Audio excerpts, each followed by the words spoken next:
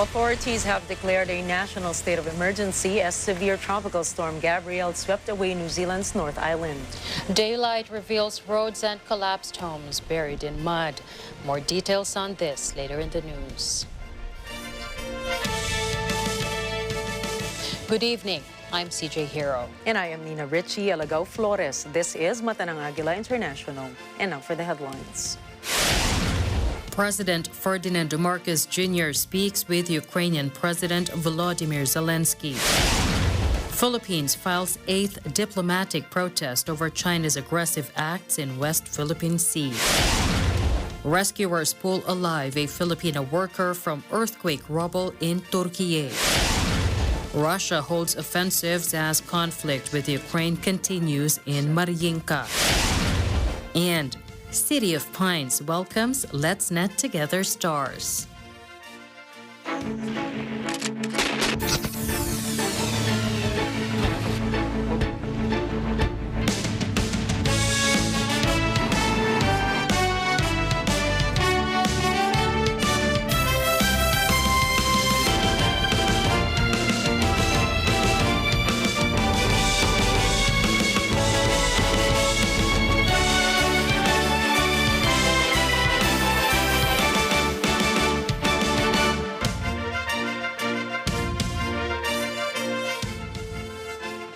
President Ferdinand Marcos Jr. has confirmed he had a phone call with Ukrainian President Volodymyr Zelensky. Randy Bernardino has the details of their discussion. President Ferdinand Marcos Jr. expressed unity with President Volodymyr Zelensky as Ukrainians search for peace amid its conflict with Russia. Marcos made the statement during his phone call with Zelensky. He says the Philippines admires the bravery and the nationalism displayed by Ukrainians. The Filipino leader asserts his government would have no problem engaging with Zelensky and that he supports any effort toward peace. Zelensky expressed his gratitude to Marcos for supporting the sovereignty and territorial integrity of Ukraine. The Ukrainian leader hopes to further deepen cooperation, in particular international platforms. Russia launched its special military operation in Ukraine on February 24, 2022, to liberate the country from the West. As the one-year mark approaches, no end seems to be in sight for the conflict. Randy Bernardino for Mata ng Agila International. Trusted, connected, on point. The Department of Foreign Affairs has filed a no verbale before the Chinese embassy in Manila. This after the Chinese Coast Guard provocatively pointed a laser against the members of the Philippine Coast Guard in Ayungin Shoal. Mia Villa files this report. The Department of Foreign Affairs, or DFA, has denounced the aggressive and dangerous maneuvers of the Chinese Coast Guard against the boats of the Philippines in the Ayungin Shoal. DFA spokesman Maria Teresita Daza says the Philippines has filed 8 note verbals in 2023 before the Chinese embassy in Manila. Daza asserts the actions of the Chinese Coast Guard, particularly the laser pointing, constituted a threat to Philippine sovereignty and security as a state. The DFA also condemned the shadowing, harassment, and illegal radio challenges by the Chinese vessel against Philippine Coast Guard members. She says these are infringements of Philippine sovereign rights and jurisdiction over its exclusive economic zone, or EEZ. She also insists the Philippines has the prerogative to conduct legitimate activities within its EEZ and continental shelf. Daza underscores China's no enforcement rights and powers in Ayungin Shoal and other areas that are within the Philippines' EEZ. The DFA also says China's aggression was disappointing, especially since President Ferdinand Marcos Jr. met with President Xi Jinping to resolve maritime issues through diplomacy and dialogue. She urged China to fulfill its obligation under international law and order its ships to stop from their aggressive activities against the Philippines. Meanwhile, Marcos has summoned Ambassador Wang Xilian over the increasing frequency and intensity of actions by China against the Philippine Coast Guard. Mia Villa for Mata ng Agila International. Trusted, connected, on point. A Senate member is urging the government to formulate a clear strategy to resolve the maritime issue in the West Philippine Sea.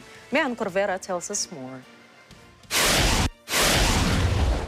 Senator Alan Peter Cayetano has urged the government to devise a clear strategy to resolve the conflict in the West Philippine Sea. His statements come after Chinese Coast Guard harassed the members of the Philippine Coast Guard in the Ayungin Shoal. He says aside from China, the Philippine government should continue discussing the maritime issue with the Indonesia and Vietnam. The senator argues the Philippines should not always expect help from the United States since Washington has no clear commitment regarding the issue. Meanwhile, Senate President Juan Miguel Zubiri says the Philippines must protest the incident vigorously. Senator Joel Villanueva insists the government should not stop fighting protests against China. He asserts the Philippines ought to show that nobody can bully the Filipinos. Mayan Corvera for Mata ng Agila International, trusted, connected, on point. The United States stands with the Philippines amid China's latest provocation in the South China Sea. Washington says they remain united with the Philippines in upholding the rules-based international maritime order. The U.S. also reaffirms that an armed attack on Philippine armed forces, public vessels, or aircraft, including those of the Coast Guard in the South China Sea, would invoke U.S. mutual defense commitments under Article 4 of the 1951 U.S.-Philippines Mutual Defense Treaty. State Department spokesman Ned Price described Chinese Coast Guard's action against the Philippine Coast Guard crew as provocative and unsafe. Turkey has expressed its gratitude to the Philippines for the assistance packages delivered after the deadly earthquake. Paulo Ramos has the details. House Speaker Martin Romualdez turned over $100,000 cash assistance to Turkey Ambassador to the Philippines Niyazi Evren Akyol to help earthquake victims. Akyol expressed his gratitude to the Philippines and said it is good to know they have friends on their side. He says they have almost 10,400 rescue workers on the ground, and the Philippines is one of their major contributors. Meanwhile, different resolutions of sincere condolences and sympathy to the victims of the powerful earthquakes in Turkey and Syria have been filed in the lower house. Among these is House Resolution 763, which Speaker Romualdez, Senior Deputy Majority Leader Sandro Marcos, Majority Leader Manix Dalipe, and House Committee on Accounts Chairperson Yeda Marie Romualdez filed. Representatives Isabel Maria Zamora and Amparo Maria Zamora also filed House Resolution 757. Pangasinan Representative Maria Rachel Arenas and Zamboanga Sibugay Representative Wilter Palma respectively filed House Resolution 760 and House Resolution 761. Reports say the death toll in the Turkey-Syria earthquake now exceeds 37,000. Speaker Romualdez promised that the Philippines will continue sending emergency and relief operations in Turkey and Syria.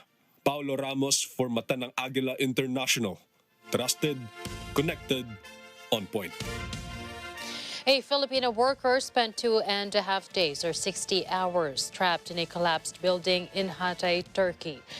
We have Celine Dorado with the details. A Filipino worker spent 2.5 days or 60 hours trapped in the earthquake rubble in Turkey. Joliva Benlinga's employer said there was a possibility that she was dead since they left her in the collapsed building in Hatay. Yet they continued to pray for Joliva's safety and were relieved when they heard the news that she was saved.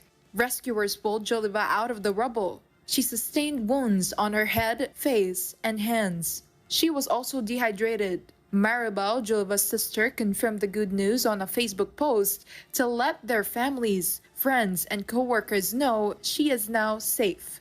Meanwhile, Turkish authorities announced they will not accept a second contingent from the Philippines to help with the search and rescue operation. Disaster experts say there is a small number of survivors that can be recovered alive from the rubble and collapsed buildings. However, the Philippines maintain their responders are still on the line in case they are needed in Turkey and Syria. Celine Dorado for Mata ng Agila International. Trusted, connected, on point. The Filipino community in Ankara asserts only 2 Filipinos died in the 7.8 magnitude earthquake that struck both Turkey and Syria. They also appeal to the public to stop spreading misinformation about the tragedy. Eden Santos files this report. The Pinoy community in Ankara says only 2 Filipinos died in the Turkey-Syria earthquake. The Filipino community also gave Nat25 an exclusive and updated list of the earthquake victims. The list includes the names and ages of evacuees who are staying in shelters. The group also denies the previous report that there were 39 Filipino families in the evacuation center. They say there are only 22 Filipino families or 65 individuals staying in the shelter, 5 of whom are Turkish. The figure includes children. They also appeal to the public not to spread an incorrect number of fatalities or affected Filipinos since their families are hoping they are alive. Meanwhile, the family of Wilma Abulad Tezcan is preparing for the arrival of her remains any day this week. Tezcan was an overseas Filipino worker who died during the 7.8 magnitude quake that shook Turkey and Syria. The victim's father said Tezcan's body will be repatriated to the Philippines by tomorrow. However, according to the victim's daughter, they are still waiting for the confirmation of the flight. Tezcan's body will be buried in Lucena City. Eden Santos for Mata ng Agila International. Trusted, connected, on point. To other news now, the Department of Information and Communications Technology says nearly 19% of all SIM cards across the country have been registered with their respective public telecommunications entities. Vin Pasqua with the details. The Department of Information and Communications Technology, or DICT, says 18.97% of all SIM cards across the country have been registered as of February 12. The percentage is equivalent to 32,062,265 SIM cards all over the country. Smart Communications accounted for 16.477 million SIM cards, or 24.23% of its 67.995 million subscribers. Globe Telecom reported that 13.132 million SIM cards, or 14.94% of 87.873 million subscribers were registered. And Dito Telecommunity accounted for 2.452 million, or 18.71% of its more than 13 million subscribers. The DICT also reminded that subscribers are given until April 24th to have their SIM cards registered. Vin Pasqua reporting for Mata ng Agila International. Trusted, connected, on point. The Department of Health, or DOH, has confirmed the first XBB.1.5 infection detected in the country is a local case. DOH officer in charge, Maria Rosario Vergeire, says the patient has no history of any type of travel. She adds the patient's exposure is unknown. She also confirms the patient had already recovered after experiencing mild symptoms of COVID-19, such as fever and joint pains. The health agency says they have identified all of the patient's contacts.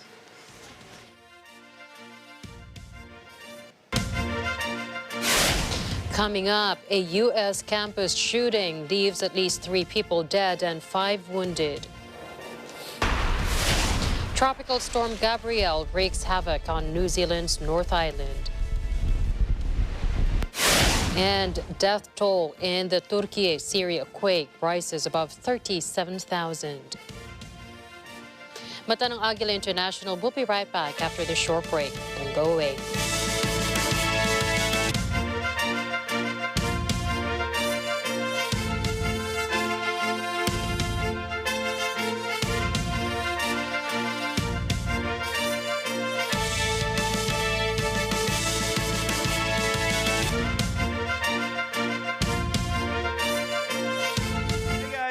Montero. Join me on Lutong Daza this Saturday as we cook Gising Gising Bicol Express. Kinunot at lying in the bed, I hear the voice in here and think of you. Wow, boss ko yan eh. Ang lutong dasa ang net 25. See that?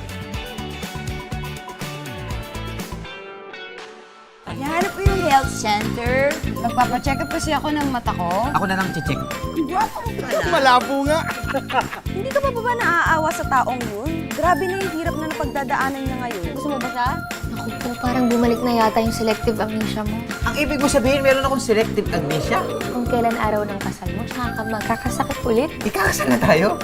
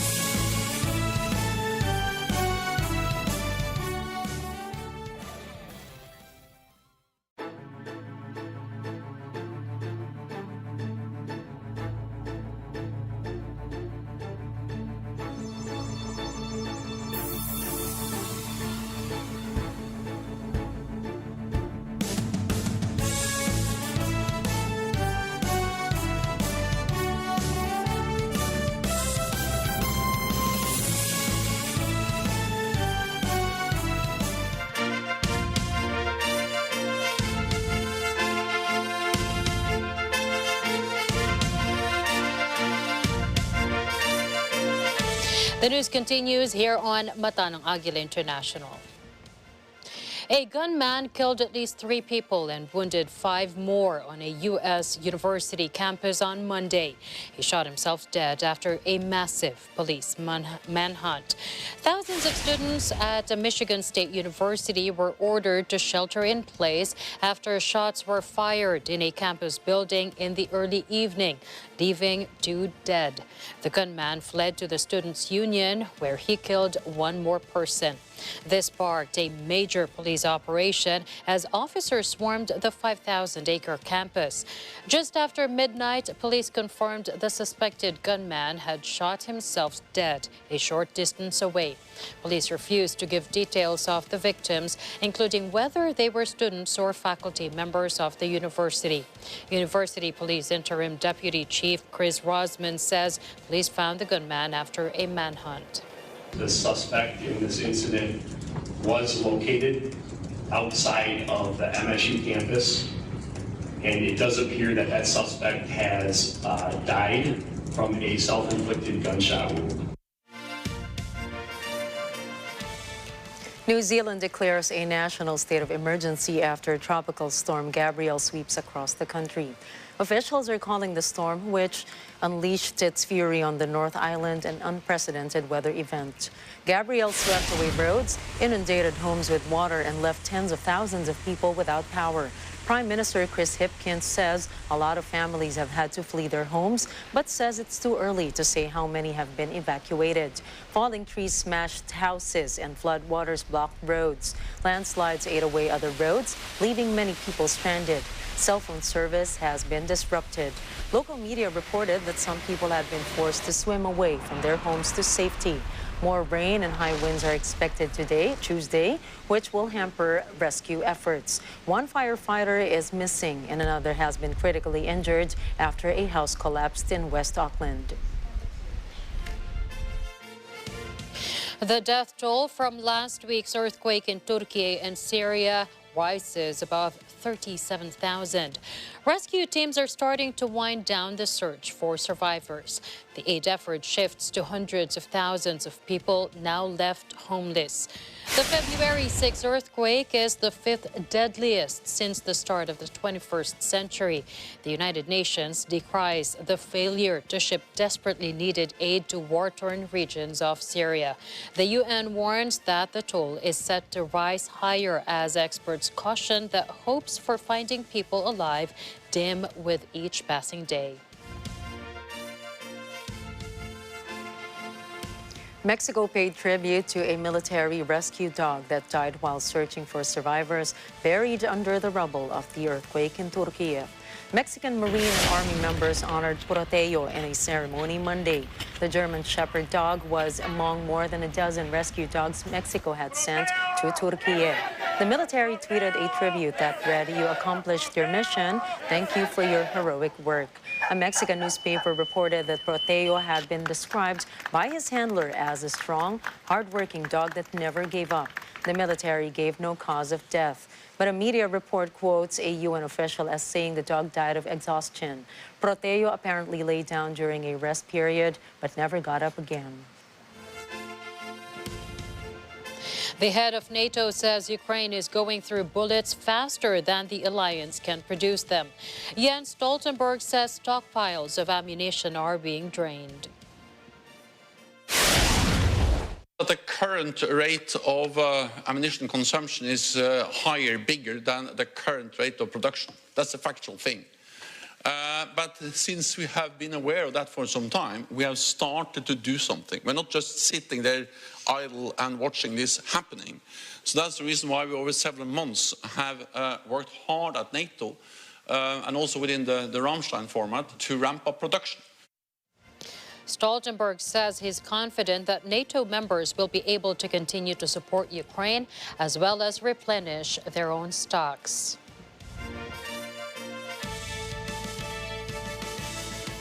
Local Russian forces are training for modern warfare at a Donbas military camp.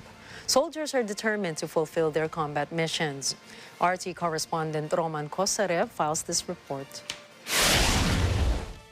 Thousands of soldiers have already graduated from this training center. Not only operators of manned aerial vehicles, but machine gun operators as well. From here, they move on to different parts of the front, both here in Donetsk Republic and in Lugansk Republic as well, and in other areas too.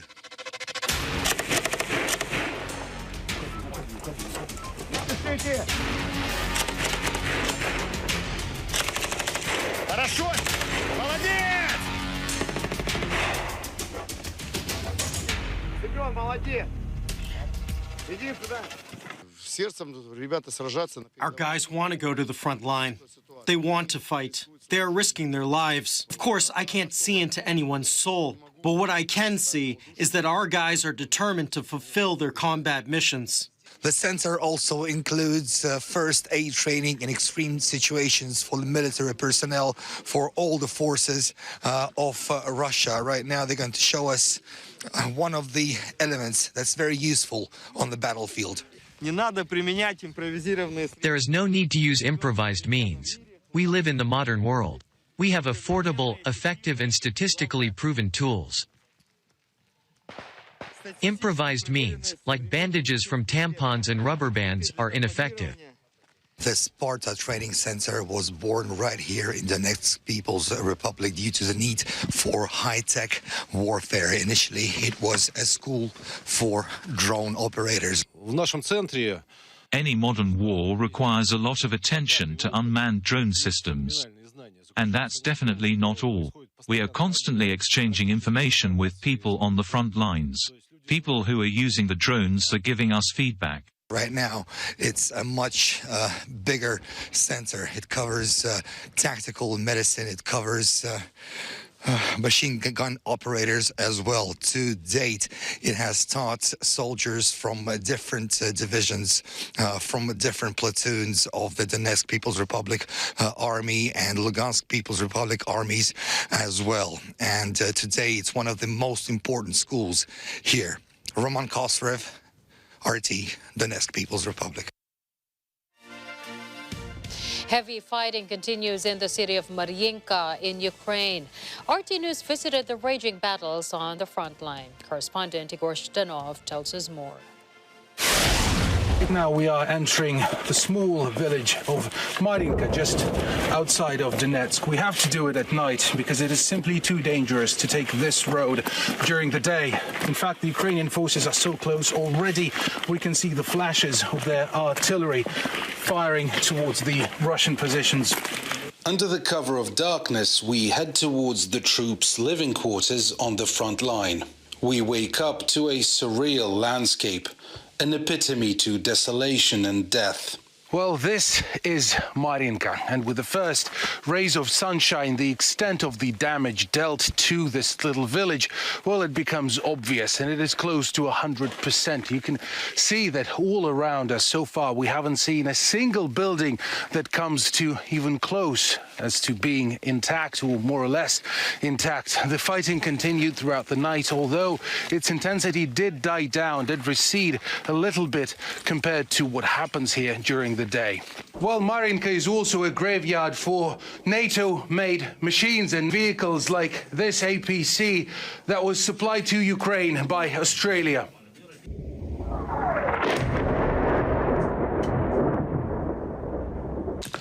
The site is unchanging here. Feeble building frames, scaffolding and bricks from torn-apart houses. So this is the forwardmost position of the Russian forces inside the village of Marinka, basically between us and the Ukrainian forces. There's only about 300 to 400 meters, according to the soldiers, on this particular position, and this machine gun to the left of me is meant to stop any sort of advancement that the Ukrainian troops might attempt both day and night. And basically, to give you an idea as to how close quarters the fighting here is, the former building of the local library is right now occupied by both Russians and Ukrainians. One section is under the Russian control and the other one is under the Ukrainian. And now both sides have drawn reinforcements to duke it out and see who remains in control of this building. We hear the roar of two engines a few hundred meters away, a Russian tank and an infantry fighting vehicle. They open fire at a point-blank range.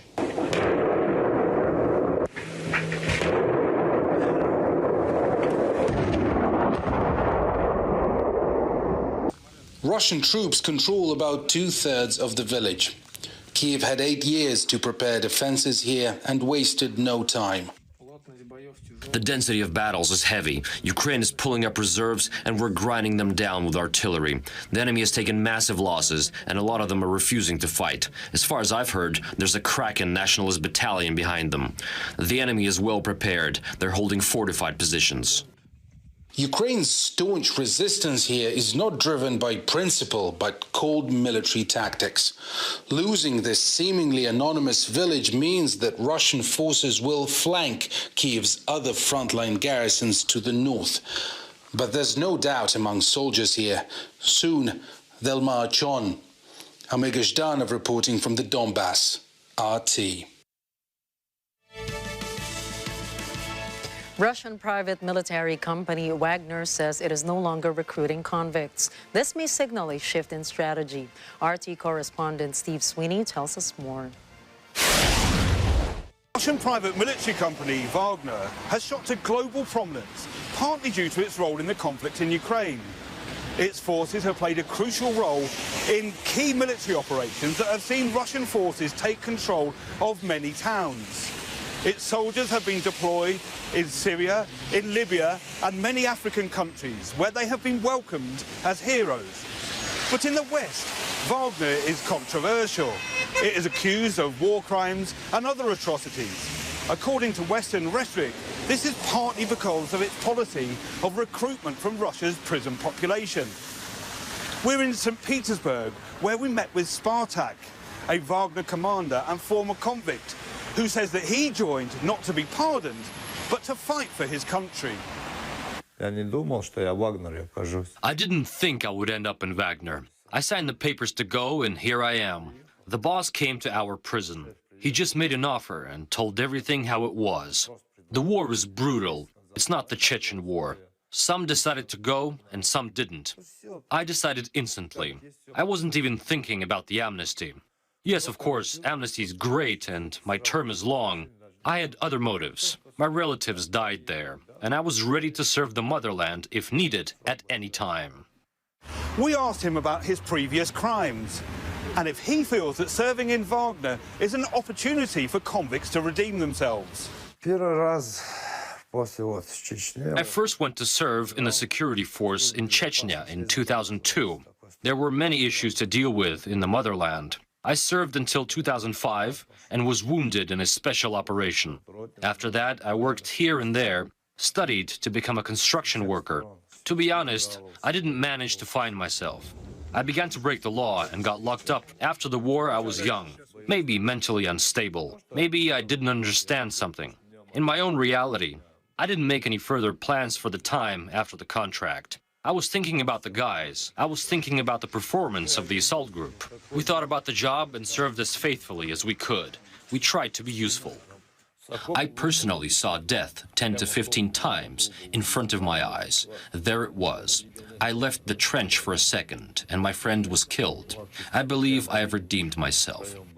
Spartak told us how he joined the private military company and about the equipment and supplies on the battlefield, along with the relations with the group's leader, describing Wagner as a brotherhood. After the head of Wagner came to us and told us everything, the Federal Penal Service speaks to us. Whether we want to go, if we're ready, if we understand what we're getting into. And in 2 to 3 days, he comes back. Then begins all the paperwork, all the bureaucratic issues. I don't know the details. I haven't delved into it too deeply. We talked and he took me away, as he promised. He said he'd come, and he did. And we flew there by plane, then by helicopter. And then we arrived at the training base. We're given 2 pairs of the best uniform, rations. We have good, timely deliveries. Wagner, this is my family, my brothers. I can call them, sit down to talk, drink tea, go somewhere, help out if needed. They have their own brotherhood. The main thing is for them to do their job.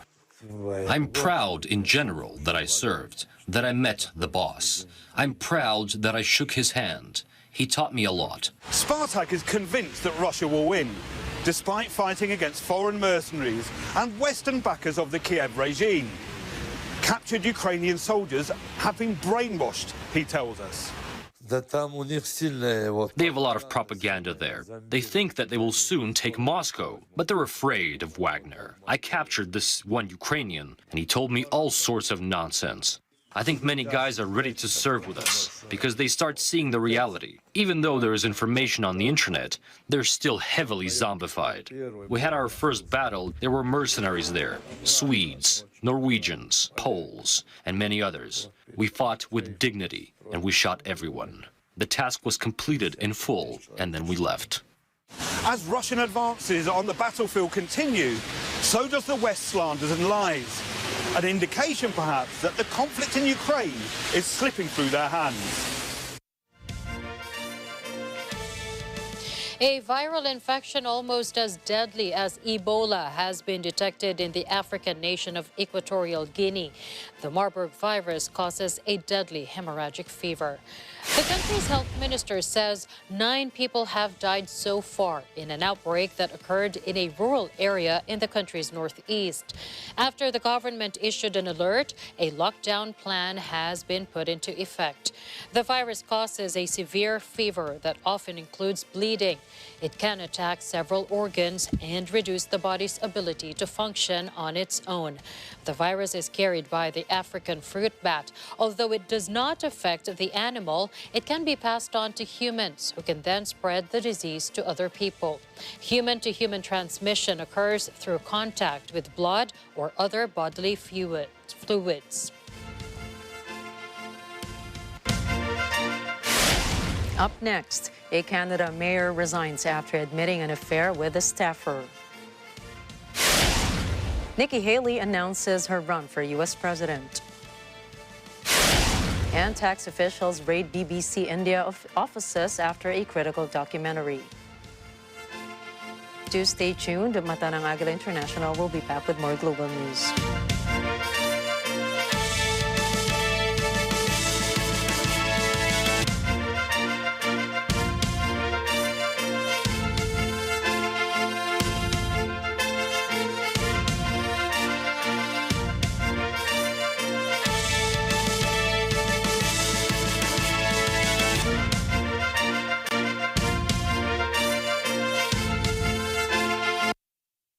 This portion is brought to you by Robic Builders.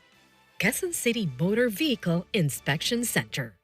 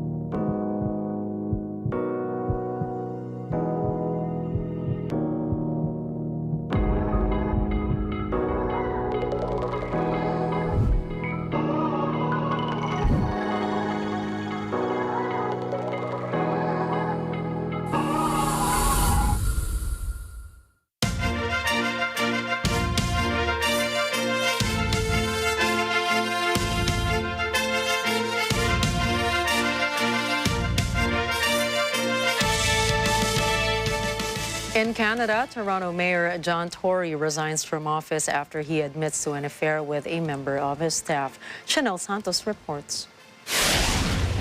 On Friday evening, John Tory announced that he will step down as mayor of Toronto, admitting that he had an affair with a member of his staff during the pandemic.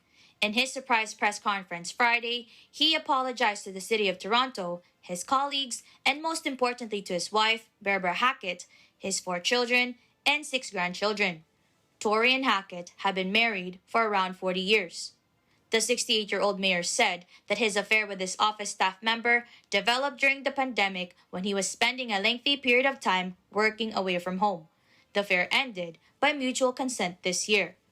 Tory also said that he will help ensure an orderly transition with Deputy Mayor Jennifer McKelvey and the city manager. Tory was set to become the city's longest-serving mayor if he finished his current term. Reporting from Toronto, Canada, Chantal Santos from Mata ng Agila International, trusted, connected, on point. Questions about 3 unidentified flying objects downed by U.S. Air Force jets over North America in 3 days are intensifying. Beijing and Washington trade accusations over using high-tech balloons to spy on each other. Puzzlement, fear, and in some political quarters, growing anger reign. Demands mount for President Joe Biden's administration to explain not just the origin of the objects, but their purpose, potential threat, and number. It's not clear whether the 3 latest unidentified flying objects have any connection to a much bigger white balloon shot down over the Atlantic on February 4. One was shot down Friday over Alaska, another Saturday over Canada, and the third Sunday over Michigan's Lake Huron. White House Press Secretary Karine Jean-Pierre answers questions whether the takedowns are connected to aliens and extraterrestrial activity. I know there have been questions and concerns about this, but there is no indication of aliens or extraterrestrial activity with these recent takedowns. Again, there is no indication of aliens or terrestrial activity with these recent takedowns. Wanted to make sure that the American people knew that, all of you knew that. The U.S. military says it was a sophisticated, high-altitude Chinese spying device, one of a fleet of such craft allegedly floating around the globe. China insists, however, that the balloon was merely blown off course while collecting weather data. Beijing, in turn, accuses Washington of deploying more than 10 balloons into Chinese airspace over the last year. Former South Carolina Governor Nikki Haley announces she is running for U.S. president. She is the first Republican to declare a challenge against former President Donald Trump. Trump launched his 2024 presidential campaign in November. Haley served as U.S. ambassador to the UN during Trump's administration. Russia's ambassador to Saudi Arabia, Sergei Kozlov, says the kingdom is interested in joining the BRICS group and the SCO. The BRICS group is made up of the world's 5 major developing economies: Brazil, Russia, India, China, and South Africa. The SCO, or Shanghai Cooperation Organization, is a regional security bloc which includes significant powers like Russia, China, and India. The ambassador said in an interview with Rio Novotsky that the interest stems from Saudi Arabia's plan to diversify its foreign policy. Kozlov adds the possibility of the Gulf nations' membership in the SCO is being actively discussed, while the idea of joining BRICS is under consideration. He adds it is a good prospect for Saudi Arabia to become an integrated part as a part of these multilateral organizations, primarily the SCO.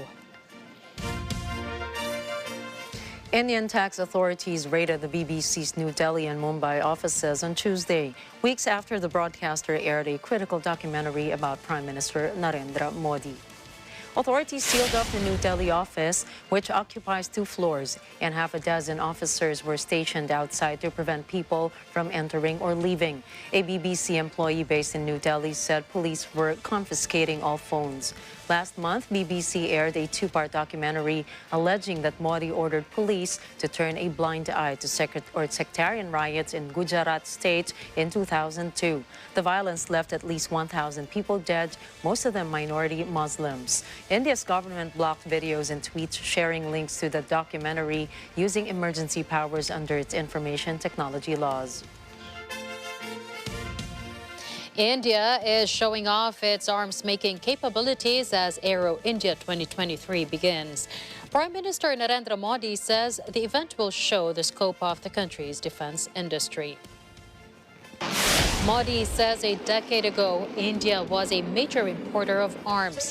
Today, he says it exports defense equipment to about 75 countries. Modi says exports last year topped $1.5 billion. This year's event includes aerobatic displays by the India Air Force, as well as a trade fair for aerospace and defense companies. At this year's show, 110 foreign exhibitors are displaying their wares alongside more than 700 Indian companies. The show wraps up Friday. A significant rally against France's NATO membership and the supply of weapons to Ukraine kicked off in Paris. Organizer Florian Philippot claims it had gathered some 10,000 people, calling it the largest protest to date. He said 25 smaller anti-NATO rallies were held elsewhere across France on the same day. The crowd chanted slogans including "No planes, no tanks, no missiles for Ukraine. Let's get out of NATO. Macron, we don't want your war," and "No to World War III," among others. Philippot got on stage and cut the blue NATO flag in half to the cheers of the demonstrators. He proclaimed NATO means war. Journalists react emotionally as the Cambodian government closes one of the country's few remaining independent media outlets. Prime Minister Hun Sen takes action following a news report about his son. Journalists were in tears as the radio station was shuttered on Sunday. The Voice of Democracy had broadcast a report about Sen's son, Hun Manet. The report says he had signed a $100,000 aid agreement for victims of the earthquake in Turkey. Hun Manet is the Joint Chief of Staff and Deputy Commander of the Armed Forces. He has been chosen by the ruling party to succeed his father in future elections. By signing the agreement, Hun Manet appears to have overstepped his authority. Sen demands an apology. He says the story hurts the reputation of the Cambodian government. The Voice of Democracy would only say it was sorry for any confusion it caused. It says it quoted a government source. Sen says that is not good enough. He then revokes the radio station's license. Sen is one of the world's longest-serving dictators. He has increasingly cracked down on any opposition as he prepares for elections later this year. A chaotic scene transpired outside Israel's parliament on Monday as the government began discussion on controversial judicial reforms. Tens of thousands of Israelis protested against the reform plan, which they say will give lawmakers more control over the Supreme Court. Media outlets estimate the crowd at between 80,000 and 90,000 people. Protesters waved blue and white Israeli flags and placards that read, "Save Israel, Democracy." The National Rail Service says it had to put on extra trains to accommodate the number of people traveling from Jerusalem to Tel Aviv to take part in the demonstration. Critics say the reforms are an assault on the independence of the courts. Prime Minister Benjamin Netanyahu's right-wing government wants to give lawmakers the power to overrule Supreme Court decisions with a simple majority vote. The reforms would also give the legislature more control of the appointment of judges.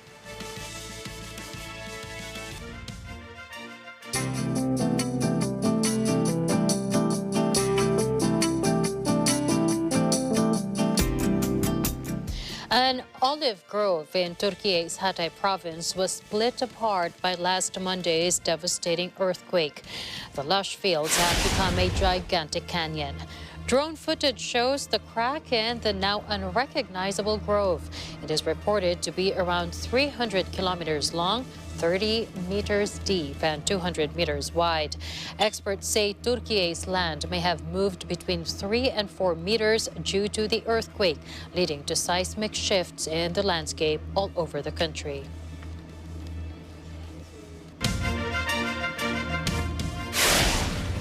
Coming right up, Russia delays the space launch of a rescue aircraft. Marvel director Jon Favreau gets a Hollywood star. And Net25 holds a successful Let's Net Together event in the city of Pines. Catch this news and more when Agila International returns.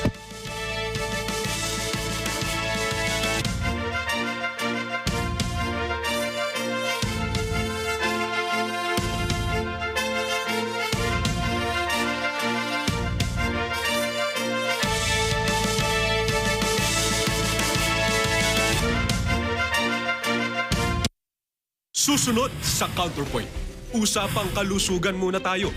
Are we concerned of this cardiovascular disease dito sa ating bansa? Noong dati akala natin talaga taba lang ang masama. Lumalabas ngayon, importante rin pala is yung sugar.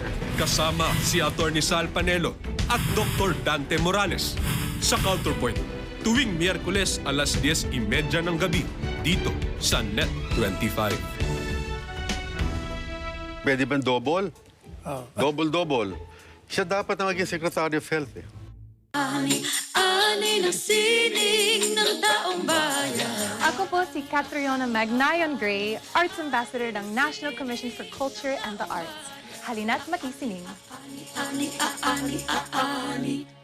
Hey guys, it's me, Casey Montero. Join me on Lutong Daza this Saturday as we cook Gising! Bicol Express. Kinunot at lying in the bed, I hear the voice in here and Whoa, boss ko yan eh. Ang Lutong Daza, ang Net25. See that? Panalo tayo pag together, walang talo pag together. Let's get together sa Net25.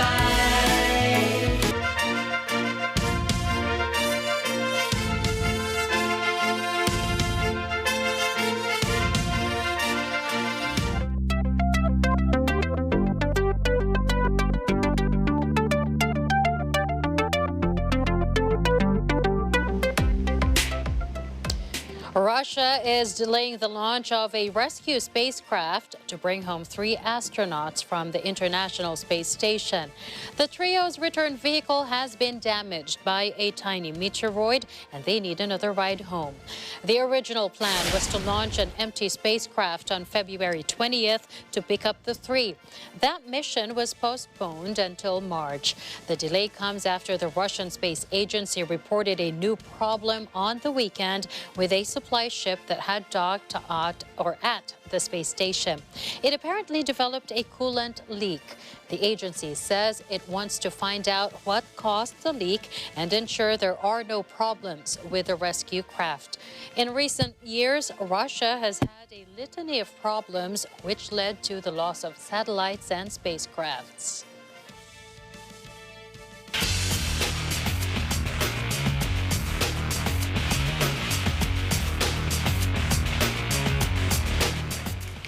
Former Brighton and Newcastle manager Chris Hughton was named on Sunday as the new coach of the Ghana national football team. He is tasked with taking the Black Stars to the next Africa Cup of Nations.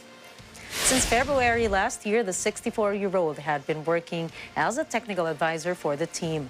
Former Ireland international defender Hughton steps up to replace Otto Addo, who quit after Ghana failed to get beyond the group stage of last year's World Cup in Qatar. The Ghana Football Association happily announced the appointment of Hughton as head coach of the Black Stars after extensive deliberations between the two parties. Hughton has also coached Birmingham, Norwich, and Nottingham Forest.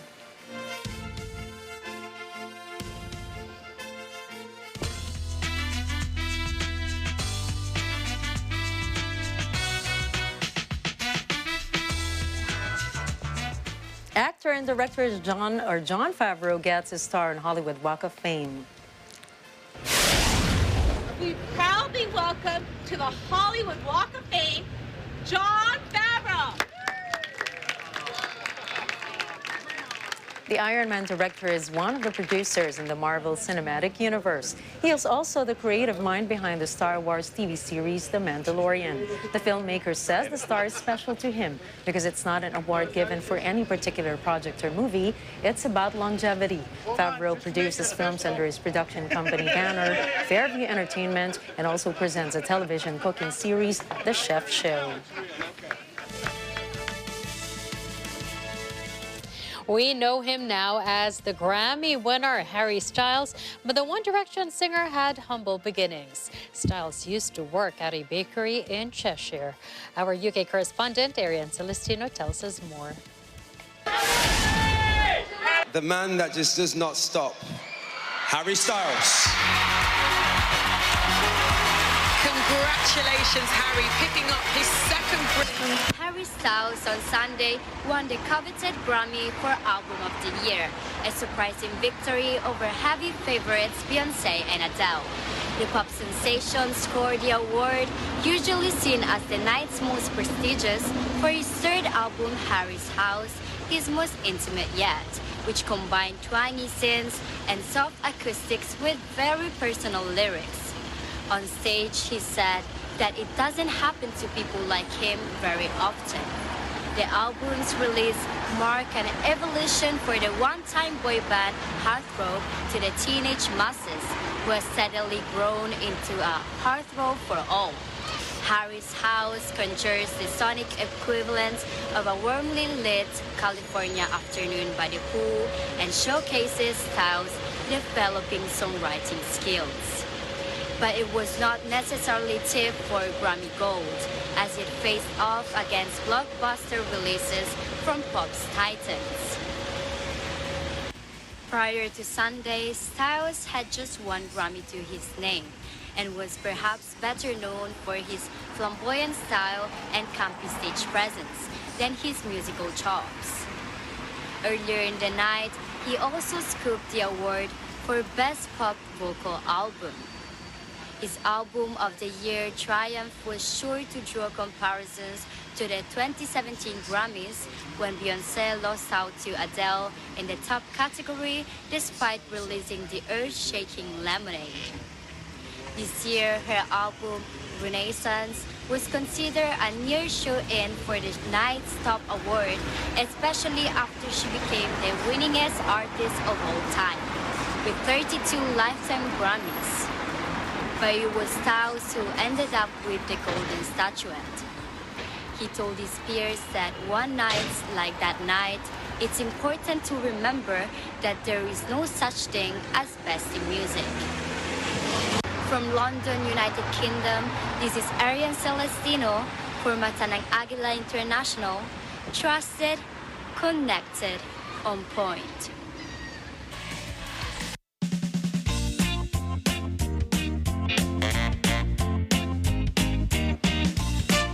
The star-studded Let's Net Together event of Net25 in Baguio City was successful. Cez Alvarez tells us more.